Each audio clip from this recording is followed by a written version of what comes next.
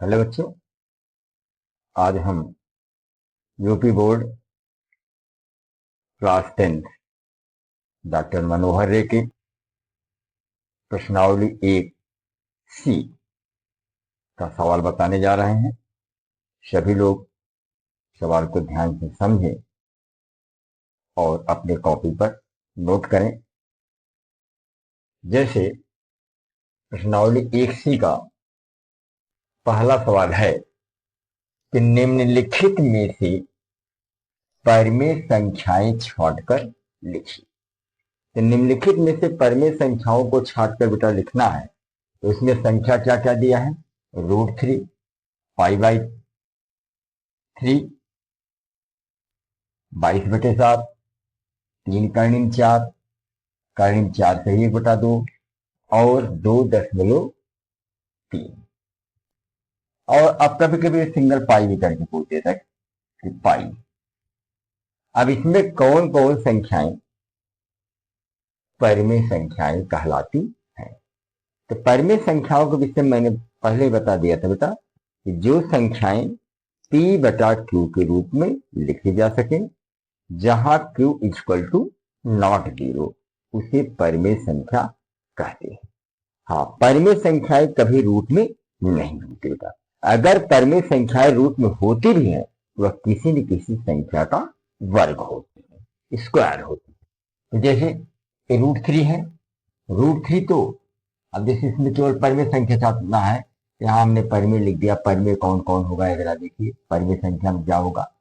√3 मैंने पहले बताया कि परिमेय संख्या रूट में नहीं होती, अगर रूट में होती है तो किसी संख्या का वर्ग होती है। तो यहाँ 3 तो किसी संख्या का वर्ग है नहीं, इसलिए आपका √3 परिमेय नहीं बल्कि यह क्या है? अपरिमेय। अब पाई का मान तो निश्चित मालूम है। कैलकुलेशन में हम पाई का मान 22/7 लेते हैं। कहेंगे सर 22/7 तो परिमेय है। हाँ बिल्कुल, 22/7 परिमेय है, लेकिन पाई का मान जो 22/7 हमने मान रखा है केवल कैलकुलेशन के लिए यूज होता है।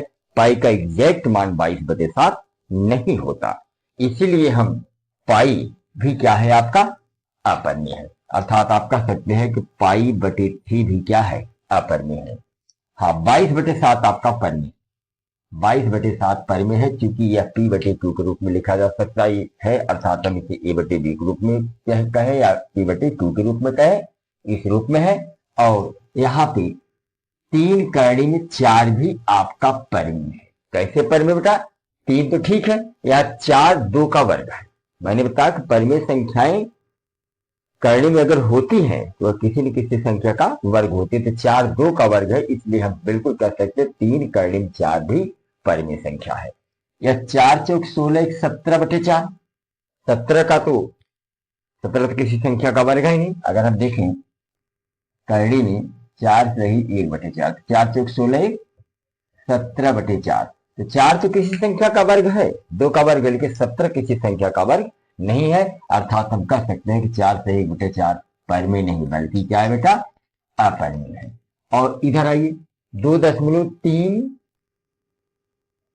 बार 3, यानी यहाँ पे बार लगा हुआ है। इस बार का अर्थ यह हुआ कि संख्या खत्म नहीं होगी, ये दशमलव के बाद 0.3 3 3 3 आता रहेगा, इसका कोई अंत ही नहीं। इस तरह की संख्याएं भी अपरिमेय की श्रेणी में आती है। और पाई आपका अपरिमेय है। पाई इसलिए अपरिमेय है क्योंकि पाई का कोई निश्चित मान नहीं होता, इसीलिए पाई क्या है? अपरिमेय। इन पूरे टोटल सीरीज में कर्णिम 3 π/3, 22/7, 3 कर्णिम 4, 4 से 1/4 और 2.33 पाई में कौन कौन परिमेय संख्या है? तो इसमें केवल 2 ही परिमेय संख्या बेटा। एक तो यह 22/7 है, दूसरा 3 कर्णिम 4 है। और अपरिमेय में क्या होगा? अपरिमेय भी अगर चाहे तो इसी में हम अपरिमेय को भी दिखा दें। कर्णिम 3 किसी संख्या का वर्ग नहीं है, रूट में है, इसलिए क्या है? अपरिमेय है।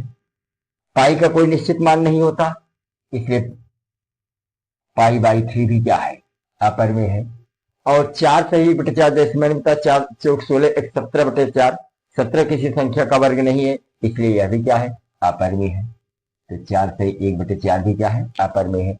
और यहाँ 2.33 यहाँ ऊपर बार लगा है, इसका अर्थ हुआ कि इसका कोई अंत है ही नहीं, इसलिए 2.33, ये भी क्या है आपका अपर में है। और चूंकि पाई का तो कोई निश्चित मान होता नहीं, इसलिए पाई को हम क्या मानेंगे, अपर में। तो इस पूरे सीरीज में आप आराम से केवल दिमाग में केवल रखना है कि जो संख्याएं p/q के रूप में लिखी जा सके उसे परमेय कहते हैं, और जो संख्या p/q के रूप में न लिखी जाए उसे अपरमेय कहते हैं। तो हमने इस सीरीज में परमेय और अपरमेय को छाड़ दिया।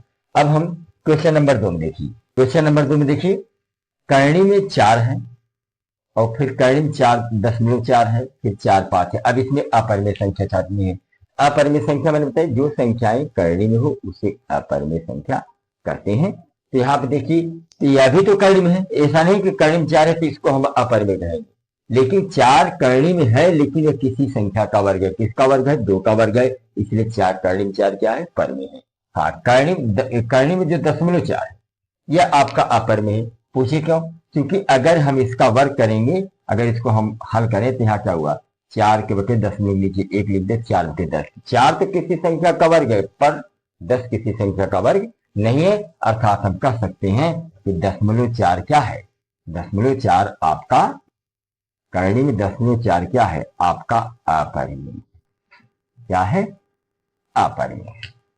तो कर्णिम 4 आपका परमेय है, लेकिन कर्णिम 0.4 क्या है, अपरमेय है, चूंकि 0.4 किसी संख्या का वर्ग नहीं है। और 4, 5 ये आपके परमेय में आएंगे, क्योंकि 4 के बटे भी 1 लिख सकते हैं, 5 के बटे भी 1 लिख सकते हैं। जिसके बटे कुछ भी नहीं उसके बटे हम 1 मानते हैं, इसलिए 4, 5 भी p/q के रूप में लिखा जा सकता है, इसलिए 4, 5 भी परमेय में आते हैं। तो केवल कर्णी में 0.4 ही बेटा इसमें अपरमेय है, और शब्द शब्द क्या है, परमेय संख्या है। अब क्वेश्चन नंबर 3 में देखते हैं। क्वेश्चन नंबर 3 में भी निम्नलिखित संख्याओं में से परमेय संख्याएं छाट कर लिखी। तो परमेय संख्या क्या है, कर्णिम 3 तो सीधा सीधा अपरमेय है, क्योंकि यह कर्णिम में किसी संख्या का वर्ग भी नहीं है। और यहाँ पे 14.0377, इसके बाद डॉट डॉट लगाए, अर्थात इसका भी कोई अंत नहीं है, इसलिए यह भी अपरमेय है। कर्णी में 1, हाँ कर्णी में 1 आपका परमेय है। कर्णी में 1 क्या है, परमेय है। क्यों परमेय है, क्योंकि कर्णी में तो है, लेकिन यह 1 का वर्ग लिख सकते हैं। 1 को हम कर्णी में 1 का वर्ग लिख सकते हैं, इसलिए कर्णी में 1 का वर्गमूल भी निकल जाएगा, इसलिए कर्णी में 1 क्या है, आपका परमेय संख्या है। और पाई प्लस 4 क्या है, यह परमेय नहीं बल्कि क्या है, अपरमेय है, क्योंकि पाई का कोई निश्चित मान नहीं होता। तो समझिए बेटा, इसमें आप कर्णी 3 क्या है, अपरमेय है, इसका कोई अंत ही नहीं है, इसलिए यह भी अपरमेय है। पाई प्लस 4 भी क्या है, अपरमेय, क्योंकि पाई का कोई निश्चित मान नहीं है। परंतु कर्णी में 1 आपका परमेय है। क्यों परमेय है बेटा, क्योंकि 1 का वर्ग है। और मैंने बताया कि परमेय संख्याएं अगर कर्णी हैं तो किसी न किसी संख्या का वर्ग होंगी। 1 भी 1 का वर्ग है, इसलिए कर्णी 1 आपका परमेय संख्या है। सवाल है कि कर्णिम 2, कर्णिम 3, कर्णिम 9, कर्णिम 15 में परमेय संख्याएं छांटकर लिखी। तो मैंने बेटा परमेय संख्या के विषय में पहले भी बता देते हैं कि परमेय संख्याएं वे होती हैं जिन्हें p/q के रूप में लिखा जाता है, और परमेय संख्याएं कर्णी में नहीं होती। अगर कर्णी में कोई संख्या दी भी हो, अगर वह किसी संख्या का वर्ग है, तभी उसे हम परमेय संख्या कह सकते हैं। तो आप देख रहे हैं कर्णी में 2 यह किसी संख्या का वर्ग नहीं है, इसलिए यह परमेय नहीं होगी। कर्णी में 3 भी किसी संख्या का वर्ग नहीं है, इसलिए यह परमेय नहीं होगी। लेकिन कर्णी में 9 आपका परमेय संख्या होगा। कर्णी में 9 परमेय संख्या क्यों होगा बेटा, कि कर्णी में 9 यह 3 का वर्ग है। कर्णी में 9 किसका वर्ग है, ये 3 का वर्ग है। देखिए 3 का वर्ग है कर्णी में 9, 3 का वर्ग कर्णी में 9 है, इसलिए हम कह सकते हैं कि कर्णी में 9 क्या है, आपकी परमेय संख्या। कर्णी में 15 भी किसी संख्या का वर्ग नहीं है, इसलिए कर्णी में 15 भी आपका अपरमेय है। तो कर्णिम 2, कर्णिम 3, कर्णिम 9, कर्णिम 15 में केवल आपका कर्णिम 9 ही परमेय संख्या है। इसलिए है चूंकि है तो कर्णी में, लेकिन यह किसी न किसी संख्या का वर्ग है, 3 का वर्ग है, इसलिए इसको हम परमेय संख्या कहेंगे। अब आइए क्वेश्चन नंबर 6 में देखिए, कर्णिम 7, कर्णिम 11, कर्णिम 16, कर्णिम 19, कर्णिम 23 में परमेय संख्या छाट के लिखी। तो पहली चीज तो आपको मैंने पहले भी बताया कि परमेय संख्याएं कर्णी में नहीं होती। अगर कर्णी में होती है तो किसी संख्या का वर्ग होती है। तो देखिए सारी संख्या कर्णी में, तो केवल इसमें देखिए कौन कौन ऐसी संख्याएं हैं जो किसी न किसी संख्या का वर्ग है। तो आप देख रहे हैं एक 16 और जो है आप का है जो कि 4 का वर्ग है। उसके बाद 7, 11, 19, 23 ये भी कर्णिम है, लेकिन ये किसी संख्या का वर्ग नहीं है। कर्णिम 7 भी किसी संख्या का वर्ग नहीं, 11 भी किसी संख्या का वर्ग नहीं, 19 भी किसी संख्या का वर्ग नहीं, 23 भी किसी संख्या का वर्ग नहीं, केवल कर्णिम 16 ही किसी संख्या का वर्ग है, यानी 4 का वर्ग है। अर्थात हम कह सकते हैं कर्णिम 16 क्या है? परिमेय संख्या। परिमेय संख्या। अब आइए क्वेश्चन नंबर 7 में भी देखिए, सारी संख्याएं कर्णिम है। केवल देखिए, जब सारी संख्या कर्णिम है तो केवल जनरल सी बात है, आप थोड़ा सा दिमाग लगाइए बेटा कि जब सारी संख्याएं कर्णिम है तो देखिए कौन सी ऐसी संख्या है जो किसी संख्या का वर्ग है। जो किसी संख्या का वर्ग हो वही परिमेय होगा और सबके सब अपरिमेय हो गए। तो 4 तो 2 का वर्ग है बेटा, इसलिए परिमेय संख्या में आपका कर्णिम 4 तो आ जाएगा। 3 किसी संख्या का वर्ग नहीं, 5 भी किसी संख्या का वर्ग नहीं, लेकिन कर्णिम 9 ये 3 का वर्ग है, इसलिए कर्णिम 9 भी क्या है? परिमेय संख्या है। 16 भी किसी संख्या का वर्ग है, 4 का वर्ग है, इसलिए कर्णिम 16 भी क्या है?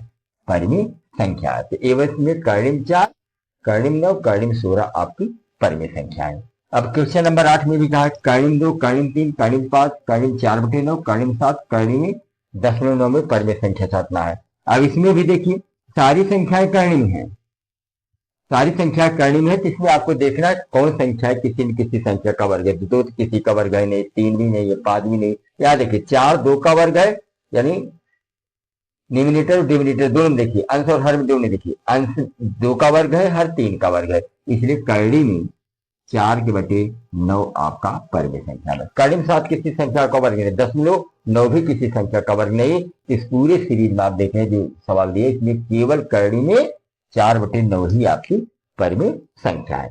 और क्वेश्चन नंबर 9 में भी उसी प्रकार है, निम्नलिखित में परिमेय संख्याएं और अपरिमेय संख्याएं छाट कर लिखी। चलिए हम 2 लिख देते हैं, एक परिमेय का बना देते हैं कॉलम, एक परिमेय और एक अपरिमेय। अब देखिए इसमें कौन कौन परिमेय है, कौन कौन अपरिमेय है। तो परिमेय देखिए पाई का तो निश्चित मान नहीं होता, जब पाई का कोई निश्चित मान नहीं है तो पाई क्या है? आपका अपरिमेय है। 22/7 हमने कहा 22/7 केवल पाई का मान लेते हैं कैलकुलेशन, लेकिन 22/7 चूंकि मानते हैं केवल कैलकुलेशन हम यूज करते हैं, इसलिए 22/7 p/2 के रूप में है, इसलिए 22/7 आपका परिमेय होगा। और 3.14 भी केवल हम कैलकुलेशन यूज करते हैं पाई के मान को, इसलिए 3.14 भी क्या है? आपका परिमेय है। लेकिन यहाँ कर्णी में 0.9 किसी संख्या का वर्ग नहीं है, इसलिए कर्णी में 0.9 क्या है? अपरिमेय संख्या है। तो परिमेय संख्या कौन कौन सी मेरा? परिमेय संख्या आपकी एक जो है 22/7 है और 3.14 आपके परिमेय है, और पाई और कर्णी में 0.9 क्या है? अपरिमेय संख्या है, क्योंकि पाई का कोई निश्चित मान नहीं होता और कर्णी में 0.9 किसी संख्या का वर्ग नहीं है, इसलिए यह भी अपरिमेय संख्या है।